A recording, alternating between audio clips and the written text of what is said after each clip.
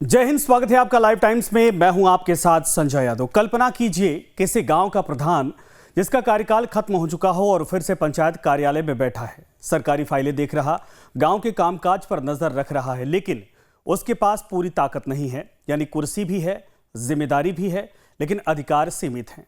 अब सवाल है कि आखिर ऐसा क्यों हुआ? क्या पंचायत चुनाव टल गए हैं? क्या सरकार के पास कोई दूसरा विकल्प नहीं था? और सबसे बड़ा सवाल, अगर पुराने प्रधान ही पंचायत चलाएंगे तो फिर चुनाव कब होंगे? आज के इस एक्सप्लेनर में हम पूरी कहानी समझेंगे कि यूपी सरकार ने आखिर क्यों 57,000 से ज्यादा ग्राम प्रधानों को दोबारा जिम्मेदारी दी है, लेकिन साथ ही उनके हाथ भी बांध दिए।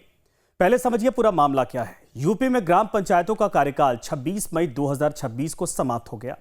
यानी 2021 में चुने गए प्रधानों और पंचायतों का 5 साल का कार्यकाल अब समाप्त हो चुका है। प्रदेश में करीब 57,694 ग्राम पंचायतें हैं और इन सभी का कार्यकाल समाप्त होने के बाद प्रशासनिक स्थिति को लेकर बड़ा सवाल खड़ा हो गया। आमतौर पर ऐसा होने पर नई पंचायतों का चुनाव करवाया जाता है और नए जनप्रतिनिधि चुनकर आते हैं, लेकिन इस बार स्थिति अलग है। पंचायत चुनाव अभी तक नहीं हो पाए। ऐसे में अगर पुरानी पंचायतें खत्म हो जाती हैं और नई पंचायतें नहीं बनती हैं तो गांव में प्रशासनिक शून्य पैदा हो सकता था। सरकारी योजनाओं की निगरानी, सफाई व्यवस्था, स्थानीय विकास कार्य और प्रमाण पत्रों जैसे जुड़े काम, पंचायत स्तर के फैसले, सब कुछ प्रभावित हो सकते थे। और इसी वजह से योगी सरकार ने एक अंतरिम व्यवस्था लागू की।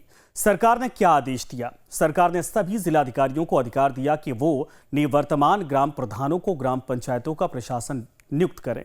मतलब जिन प्रधानों का कार्यकाल समाप्त हुआ है वही अब अस्थायी तौर पर पंचायतों का प्रशासन संभालेंगे। सरकार का कहना है कि इससे गांव में कामकाज नहीं रुकेगा और प्रशासनिक निरंतरता बनी रहेगी। और ध्यान देने वाली बात यह है कि उन्हें दोबारा प्रधान नहीं बनाया गया है।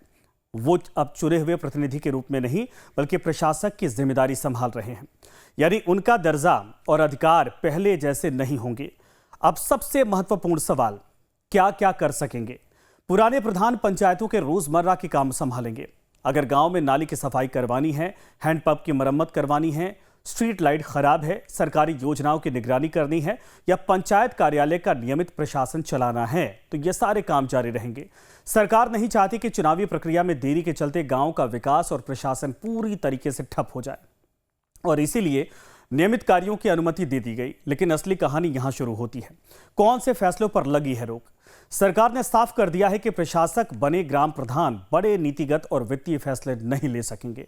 यानी अगर कोई बड़ी सड़क बनवानी है, किसी नए निर्माण कार्य में मंजूरी देनी है, पंचायत फंड से बड़ी रकम खर्च करनी है, नई परियोजना शुरू करनी है या किसी प्रकार का बड़ा प्रशासनिक निर्णय लेना है, तो ऐसा अपने स्तर पर वो नहीं कर पाएंगे।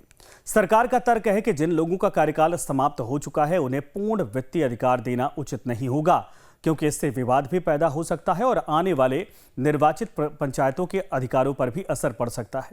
यानी सरकार ने जिम्मेदारी दी है लेकिन निर्णय अपने हाथ में रखा है। आखिर सरकार को ऐसा करने की आवश्यकता क्यों पड़ गई? यही सवाल है जो इस पूरे मामले की जड़ है। दरअसल पंचायत चुनाव समय पर नहीं हो पा रहे, इसके पीछे कई वजह बताई जा रही। सबसे बड़ी वजह है ओबीसी आरक्षण से जुड़ी प्रक्रिया। पंचायत चुनाव में आरक्षण तय करने के लिए पिछड़ा वर्ग आयोग की रिपोर्ट और उससे जुड़ी प्रक्रिया पूरी होनी जरूरी मानी जाती है। इसके अलावा मतदाता सूची का अपडेट, परिसीमन और कुछ कानूनी प्रक्रियाएं भी अभी पूरी नहीं हुई हैं। यानी चुनाव करवाने की संवैधानिक आवश्यकता तो है, लेकिन प्रशासनिक और कानूनी तैयारियां अभी पूरी नहीं मानी जा रही और इसी वजह से सरकार को अंतरिम व्यवस्था करनी पड़ी है। पहले ऐसे हालात में क्या होता था ये समझिए। यहाँ एक विकल्प की बात है या दिलचस्प बात भी है। पहले कई बार ऐसी स्थिति आने पर पंचायत सचिव, एडीओ पंचायत या फिर अन्य सरकारी अधिकारियों को प्रशासक बनाया जाता था।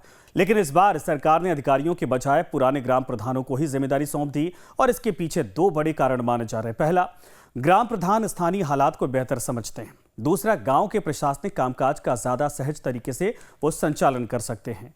ग्राम प्रधान संगठनों में भी इस फैसले का स्वागत हुआ है और कहा जा रहा है कि गांव की जरूरतों को बहुत बाहरी अधिकारी उतनी अच्छी से नहीं संभाल सकते जितना कि स्थानीय जो प्रधान होता है वो समझता है। अब क्या पंचायत चुनाव 2027 तक टल सकता है? अब आते हैं उस सवाल पर जिसकी सबसे ज्यादा चर्चा हो रही है। क्या पंचायत चुनाव जल्दी होंगे या फिर काफी देर बाद होंगे? कुछ रिपोर्ट में यह संकेत दिया गया है कि पंचायत चुनाव में लंबी देरी भी हो सकती है। यहां तक कि राजनीतिक गलियारों में यह भी चर्चा चल रही कि पंचायत चुनाव 2027 विधानसभा चुनाव के आसपास या उसके बाद करवाए जा सकते हैं। हालांकि इस पर अभी भी कोई अंतरिम यानी जो कि आखिरी फैसला है, आधिकारिक घोषणा नहीं हुई है। और यही वजह कि सरकार प्रशासकों की व्यवस्था को लेकर पहले से तैयारी कर रही। कुछ रिपोर्ट में यह भी दावा किया जा रहा है कि आवश्यकता पड़ने पर प्रशासकों का कार्यकाल 6 महीने से आगे भी बढ़ाया जा सकता है। यानी यह व्यवस्था कुछ सप्ताह की नहीं बल्कि लंबी हो सकती है। गांव वालों पर इसका क्या असर पड़ेगा? अगर आम ग्रामीण की नजर से देखें तो फिलहाल गांव का कामकाज चलता रहेगा। सरकारी योजनाएं बंद नहीं होंगी, पंचायत भवन बंद नहीं होंगे, रोजमर्रा की समस्याओं के समाधान के लिए जिम्मेदार व्यक्ति मौजूद रहेगा। लेकिन दूसरी तरफ विकास की नई बड़ी परियोजनाओं की रफ्तार धीमी पड़ सकती है, क्योंकि प्रशासकों के पास सीमित अधिकार होंगे। यानी प्रशासन चलेगा लेकिन पूरी राजनीतिक और वित्तीय ताकत के साथ नहीं। तो कुल मिलाकर यूपी सरकार ने एक ऐसा रास्ता चुना है जिसमें पंचायतों के प्रशासनिक खालीपन भी न आए और कार्यकाल खत्म होने के बाद पूर्व प्रधानों को असीमित अधिकार भी न मिले। 57,000 से ज्यादा पुराने ग्राम प्रधान अब गांव का कामकाज संभालेंगे, लेकिन केवल प्रशासक के रूप में। वो रोजमर्रा के काम करेंगे, लेकिन बड़े फैसलों के लिए उन्हें उच्च अधिकारियों की मंजूरी की आवश्यकता होगी। और सबसे बड़ी नजर इस बात पर रहेगी कि पंचायत चुनाव कब होते हैं, ओबीसी आरक्षण का नया फॉर्मूला क्या निकलता है और आखिर उत्तर प्रदेश के गांव को उनके नए चुने हुए प्रतिनिधि कब तक मिलते हैं। फिलहाल के लिए गांव की सत्ता पुराने प्रधानों के हाथ में है, लेकिन सीमित अधिकारों के साथ। अगर आपको ये वीडियो पसंद आई है तो आप लाइक, शेयर और सब्सक्राइब करना ना भूलें।